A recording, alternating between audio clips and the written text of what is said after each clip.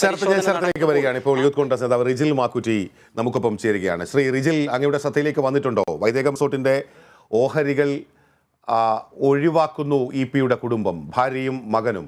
എന്താണ് പ്രാഥമിക പ്രതികരണം? അങ്ങനെ വാർത്ത കേട്ടു. യഥാർത്ഥത്തിൽ ഇ.പി. ജയരാജനെ അദ്ദേഹം മന്ത്രിയായതിനു ശേഷം അദ്ദേഹത്തിന്റെ ഭാര്യക്കും മകനും വേണ്ടി അദ്ദേഹം കെട്ടിപ്പൊക്കിയ ഒരു ആഡംബര ആയുർവേദ സ്ഥാപനമാണ്.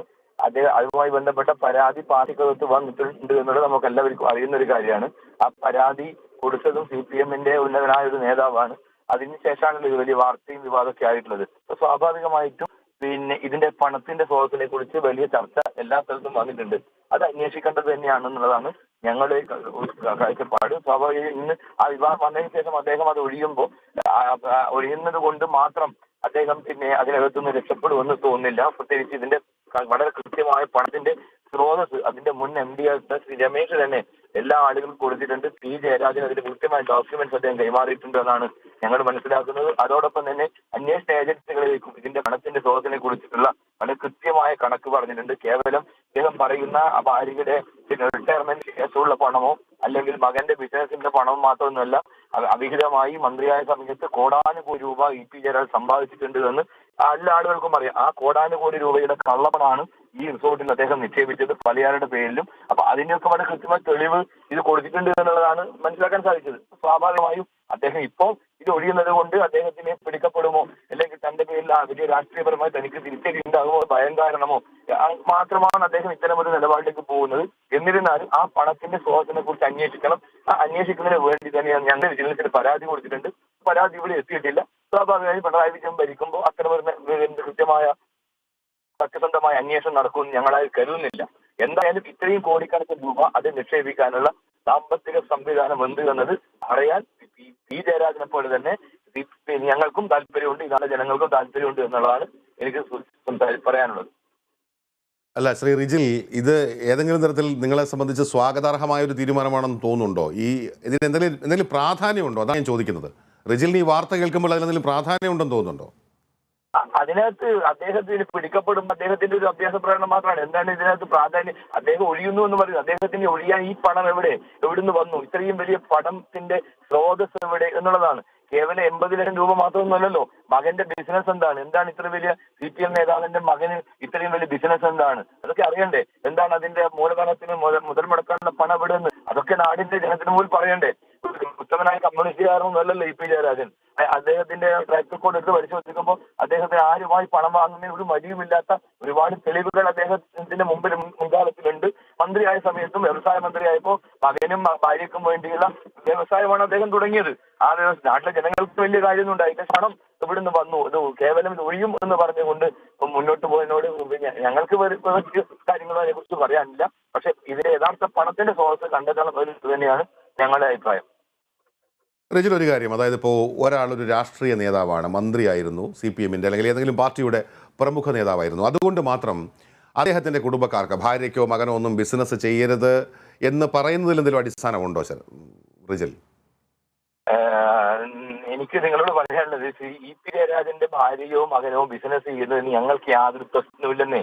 പക്ഷെ ഇ.പി. ജയരാജൻ എന്ന് പറയുന്ന ഒരു കമ്മ്യൂണിസ്റ്റ് നേതാവ് വെച്ചു പുലർത്തേണ്ടതായ അദ്ദേഹത്തിന്റെ കമ്മ്യൂണിസ്റ്റ് രീതികളിൽ നിന്ന് അദ്ദേഹം അകന്നു എന്നുള്ളതും അദ്ദേഹം ഇതിന്റെ അധികാര ദുർവിനിയോഗം നടത്തി പണം സമ്പാദിച്ചുകൊണ്ട് റിസോർട്ട് ഉണ്ടാക്കിയെന്ന് പറയുന്നത് ആരാണ്?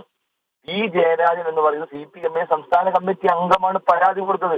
അതിനുശേഷം അദ്ദേഹം ഒരു ചാനലുമായി ബന്ധപ്പെട്ട് അദ്ദേഹം തന്നെ പറയുന്നുണ്ടല്ലോ, ഏതോ സഹകരണ സ്ഥാപനത്തിന്റെ അല്ലാതെ ഇത്തരം സ്ഥാപനങ്ങളിൽ ഇരിക്കാൻ പാടുണ്ടോ എന്നൊക്കെ പറഞ്ഞാണ് ജയരാജൻ പറഞ്ഞെങ്കിൽ പോലും അതിന്റെ അർത്ഥം എന്താണ്? ജയരാജൻ CPM-ന്റെ സഖാക്കൾക്ക് പോലും ബോധ്യമില്ല ഇ.പി. ജയരാജൻ ഇവിടുന്ന് പണം വന്നിരിക്കുന്നു എന്നത് അവരും സംശയത്തോടെ കാണുകയാണ്. അപ്പൊ അതാണ് പ്രശ്നം.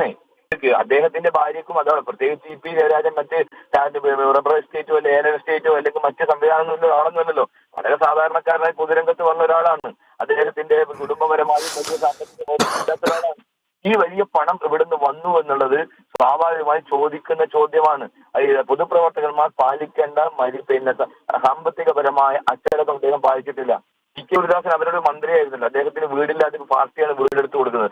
അതുപോലെ വളരെ സാധാരണ കുടുംബത്തിൽ നിന്ന് ജനിച്ചു വളർന്ന ഇ.പി. ജയരാജന് മന്ത്രിസ്ഥാനം കഴിയുമ്പോഴേക്കും ഇത്രയും കോടിക്കണക്കിന് രൂപ മുടക്കാൻ എന്താണ് അതിന്റെ പിറകിലുള്ള സാമ്പത്തിക സ്രോതസ് എന്നുള്ളതാണ് ഈ നാട്ടിലെ CPM നേതാക്കന്മാരെ പോലെ തന്നെ ഞങ്ങളും ചോദിക്കുന്ന ചോദ്യം. അല്ലാതെ അവരുടെ കുടുംബക്കാര് കച്ചവടം നടത്തുന്നതോ അല്ലെങ്കിൽ ബിസിനസ്സോ ഞങ്ങളെ സംബന്ധിച്ചത് യാതൊരു വിഷയമുള്ള കാര്യമല്ല. അല്ല ശരി, ഈ ഓഹരി ഒഴിവാക്കുന്നു എന്ന് പറയുമ്പോൾ നിങ്ങൾ എന്താണ് മനസ്സിലാക്കുന്നത്? ഈ ഓഹരി വിൽക്കുമെന്നാണോ, അല്ലെങ്കിൽ ഓഹരി ഒഴിവാക്കുന്നു എന്ന് പറയുമ്പോൾ കുറേ ഓഹരികൾ ഉണ്ടല്ലോ, അതെന്ത് ചെയ്യുമെന്നാണ് ഈ റിജിലിന് പ്രാഥമികമായി മനസ്സിലാകുന്നത്? ഇതിപ്പോ വലിയ വിവാദം വന്നപ്പോഴാണല്ലോ, പ്രത്യേകിച്ച് പല അന്വേഷണങ്ങളും വന്നപ്പോഴാണ് അദ്ദേഹത്തിന് തടി രക്ഷപ്പെടാനുള്ള ഒരു അഭ്യാസത്തിന്റെ ഭാഗമായിരിക്കാം ഈ പണം. എന്ത് ഓഹരി വിറ്റാലും ഈ ഓഹരിക്ക് വേണ്ടിയുള്ള പണം വന്നിട്ടുണ്ടല്ലോ. കേവലം ഞാൻ സൂചിപ്പിച്ചല്ലോ, ഇത് പണം ഈ 90 ലക്ഷം രൂപയൊന്നുമല്ല, പണം വലിയ കോടികൾ വന്നിട്ടുണ്ട് എന്നത് തെളിവ് അതിന്റെ മുൻ എം ഡി തന്നെ വളരെ കൃത്യമായ രേഖകൾ വളരെ ആളുകൾ കൊടുത്തിട്ടുണ്ട്. അദ്ദേഹത്തിന്റെ വിശ്വസനായിരുന്നു ആദ്യഘട്ടത്തിൽ. ഇത് മുഴുവൻ ഇ.പി. ജയരാജന്റെ മകൻ സ്വന്തമാക്കാൻ വന്നപ്പോ ആണ് അദ്ദേഹം ഇതിനകത്ത് ഇടപെട്ടത് എന്നാണ് ഞങ്ങൾ മനസ്സിലാക്കുന്നത്. അപ്പോ ഇതിന്റെയൊക്കെ വളരെ കൃത്യമായ പണം, കള്ളപ്പണത്തിന്റെ ഉറവിടമൊക്കെ ഉണ്ട്. ആ ഉറവിടമൊക്കെ സത്യസന്ധമായി അന്വേഷിച്ച സ്വാഭാവികമായും ജയരാജൻ ചിലപ്പോൾ ജയിലറയിലേക്ക് പോകേണ്ടി വരും. അതായിരിക്കും കാര്യം. പക്ഷെ സത്യസന്ധമായി അന്വേഷിക്കുമെന്നും നമുക്ക് കണ്ടറിയാം. എല്ലാ കാര്യങ്ങളും ഒത്തുതീർപ്പിലൂടെയാണല്ലോ കേരളത്തിലെ എല്ലാ അന്വേഷണങ്ങളും പോകുന്നത്. ഇ ഡി ആവട്ടെ, അതോടൊപ്പം തന്നെ മറ്റേ ഏത് അന്വേഷണം വന്നാലും അതൊക്കെ ഭരണത്തിന് അനുകൂലമായും പിണറായി വിജയൻ അനുകൂലമായും നിലപാട് സ്വീകരിക്കുന്ന രണ്ട് അന്വേഷണ ഏജൻസികളാണ് കേരളത്തിൽ ഇപ്പോൾ അന്വേഷിച്ചുകൊണ്ടിരിക്കുന്നത്. അതിനകത്തൊന്നും വലിയ കാര്യമുണ്ടെന്ന് ഞങ്ങൾ തോന്നുന്നില്ല. ശരി, ഈ ഇൻകം ടാക്സ് ഡിപ്പാർട്ട്മെൻറ്റിൻ്റെയും അതുപോലെ ഇ ഡിയുടെയും എൻഫോഴ്സ്മെൻറ്റിൻ്റെയും ഒക്കെ നിരവധി പരിശോധനകൾ വൈദേകം റിസോർട്ടുമായി ബന്ധപ്പെട്ട് നടന്നിരുന്നു. അത്തരത്തിലുള്ള നീക്കങ്ങളൊക്കെയാണ്, അല്ലെങ്കിൽ അതൊക്കെ സ്വാധീനിച്ചിട്ടുണ്ടാകുമെന്നും ചില കരുതുന്നുണ്ടോ? വലിയ വിവാദം നിൽക്കല്ലേ, അപ്പൊ അദ്ദേഹത്തിന് അതിൻ്റെതായ ചില പ്രശ്നങ്ങൾ ഉണ്ടാവും. അദ്ദേഹത്തിന് ഈ പണത്തിന്റെ സ്രോതസ് വെളിപ്പെടുത്തേണ്ട തൽക്കാലം ഞാനില്ല എന്ന് പറഞ്ഞ് ജനത്തിന് മുമ്പിൽ ഒഴിവാക്കുക എന്നുള്ളതായിരിക്കും. പക്ഷെ ഈ പണം, ഞാൻ നേരത്തെ തുടക്കത്തിൽ സൂചിപ്പിച്ചതുപോലെ തന്നെ പണത്തിന്റെ സ്രോതസ് അത് വളരെ കൃത്യമായി പുറത്തു കൊണ്ടുവരണം എന്നുള്ളതാണ് ഞങ്ങൾ പറയാനുള്ളത്. ഒരു അങ്ങ് പറയുന്നുണ്ട്. പക്ഷെ ഒറ്റ കാര്യം കൂടി എനിക്ക് ചോദിക്കാനുള്ളത് അങ്ങയോട്. അതായത് ഈ CPM-ൽ ഇത്തരത്തിലൊരു അനധികൃതമായ സ്വത്ത് അല്ലെങ്കിൽ സാമ്പത്തികമുണ്ട് എന്നൊരു ആക്ഷേപം മറ്റൊരു CPM നേതാവ് തന്നെ ഉന്നയിക്കുന്നു. CPM-ൽ തന്നെ അതിൽ തിരുത്തലിന് ഒരു വേദി ഒരുങ്ങുന്നു. പക്ഷെ കോൺഗ്രസിൽ അങ്ങനെ സംഭവിക്കുന്നുമില്ല. അങ്ങനെ ഒരു മറുവാദം ഉയർന്നാലോ? കോൺഗ്രസിനകത്ത് ആരാണ് ഈ കള്ളപ്പണം നിക്ഷേപിച്ച്? നിങ്ങൾ പറയൂ, ഏത് നേതാക്കന്മാരാണ് കള്ളപ്പണം നിക്ഷേപിച്ചുകൊണ്ട് അവർ റിസോർട്ടുകളും അതോട് ആഡംബര സുഖലോലുപമായിട്ടുള്ള രീതികളിലൂടെ ജീവിക്കുന്ന ആളുകളുണ്ട്? നിങ്ങൾ പറയൂ. അത്തരം കാര്യങ്ങൾ വരുമ്പോൾ പാർട്ടി എന്റെ നിലപാടെടുക്കും. പാർട്ടികളെ അച്ചടക്കത്തിൽ സാമ്പത്തിക അച്ചടക്കത്തിനെതിരായി ഏതെങ്കിലും ആളുകൾ അത്തരത്തിൽ സംവിധാനം ഉണ്ടാക്കുന്ന അവരെയും കോൺഗ്രസ് ചൂണ്ടിക്കാണി കാര്യങ്ങളും സംരക്ഷിച്ചിട്ടുണ്ട് പാർട്ടി. അങ്ങനെ ഇതുപോലെ CPM നേതാക്കന്മാരെ പോലെ ഇത്തരത്തിലുള്ള കോടാനുകോടി സ്വത്തിന്റെ ഉടമകളായ ആളുകൾ ആരുണ്ട്? അത്തരമുണ്ട്. കോൺഗ്രസ് നേതാക്കന്മാർക്ക് അന്വേഷിച്ചട്ടെ. പിണറായി വിജയനെ ഭരിക്കുന്നു, ED ഭരിക്കുന്നു, ഏത് അന്വേഷണം നടത്തട്ടെ. ആർക്കാണ് കള്ളപ്പണം വെളുപ്പിച്ചിട്ട് അവരെയൊക്കെ നിയമത്തിന് മുമ്പ് കൊണ്ടുവരട്ടെ. ഞങ്ങൾക്ക് അങ്ങനെ യാതൊരു ഭയമില്ലല്ലോ അതിനകത്ത്. ശരി, കൃത്യമായും ഒരു വെല്ലുവിളി തന്നെ നടത്തുകയാണ് ഈ ചർച്ചയിൽ പങ്കെടുത്തുകൊണ്ട് ശ്രീ റിജിൽ മാക്കുറ്റി. അനധികൃതമായ സ്വത്തോ അല്ലെങ്കിൽ വലിയ റിസോർട്ടോ അങ്ങനെ ഏതെങ്കിലും കോൺഗ്രസ് നേതാക്കൾക്കുണ്ടോ, അനധികൃതമായ സമ്പാദ്യമൊക്കെ ഉണ്ടെങ്കിൽ നിങ്ങൾ വെളിച്ചത്ത് കൊണ്ടുവരൂ, അപ്പോൾ പാർട്ടി നടപടിയെടുക്കുമെന്ന് കൃത്യമായും യൂത്ത് കോൺഗ്രസിൻ്റെ പ്രമുഖ നേതാവ് റിജിൽ മാക്കുറ്റിയാണ് നമ്മളോടൊപ്പം ഇത്രയും നേരം സംസാരിച്ചത്. ഇതിൽ വലിയ എന്തെങ്കിലും പ്രാധാന്യവും അദ്ദേഹം കാണുന്നുമില്ല. ശരത്, അതാണ് ഈ ഓഹരി ഒഴിവാക്കുന്നു, അതായത്